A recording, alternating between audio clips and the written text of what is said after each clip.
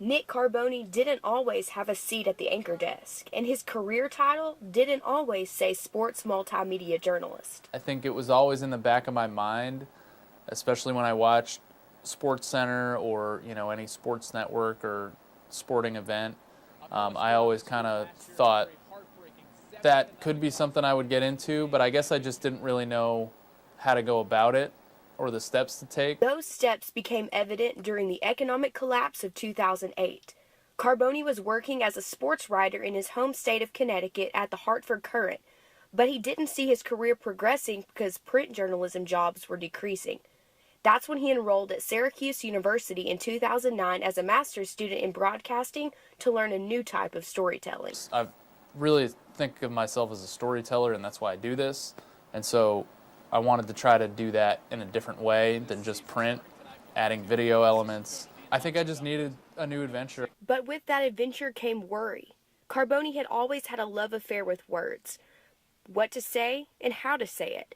With broadcast style and time limitations on TV, sharing sports stories with fewer words was unsettling at first. So that's always kind of a fear, I guess, in the back of my mind, is that I won't do that as much as I always thought I would. With a smaller word count, the space each word takes up in each story serves an even greater purpose. I am ridiculously picky about word choice when I have time.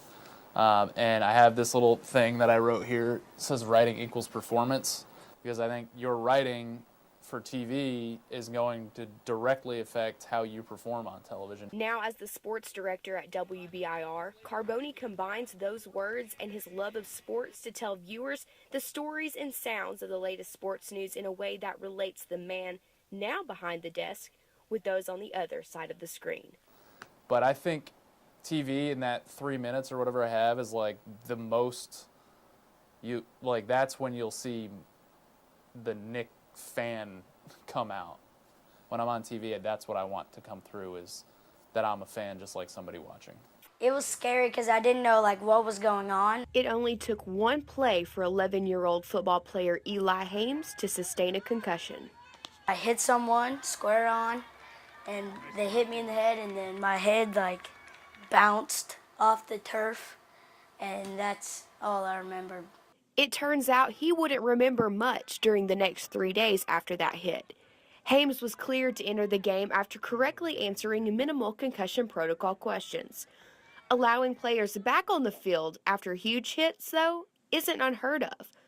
After St. Louis Rams quarterback Case Keenum was slammed to the ground by Baltimore Ravens' Timmy Jernigan during a November 22nd game, Keenan struggled to gain his footing. Coaches briefly spoke with him and was clear to return the very next play. Sideline concussion prevention is continuing to be in question after certain athletes are being cleared to play even after suffering serious concussions. But concussion prevention doesn't just start on the sidelines. The biggest thing is not to put the child back in the game and then get him seen by a physician. It's not rocket scientist. Not rocket science, but it's brain development. With the possibility of brain damage and other negative neurological effects, Dr. Joe Peden believes follow-up visits to the doctor's office are vital. They have to have a physician. They have to have someone skilled and guide them back to return to play and learn. While the doctors can't control the protocol on the field, they do have a voice in how concussions are treated off the field. Hames' neurologist offered a few suggestions to the young football stud. We need to take a few months off and until next football season. Just take it easy and relax. Don't really do any hitting or anything. And it's with the help of these professionals that Hames hopes to prevent these concussions from happening again. Because even with the risk of getting another one, Hames isn't backing down from the game of football. Things like this may not Scare me? Yes. No. Not at all. For UT Today, I'm Channing Murphy.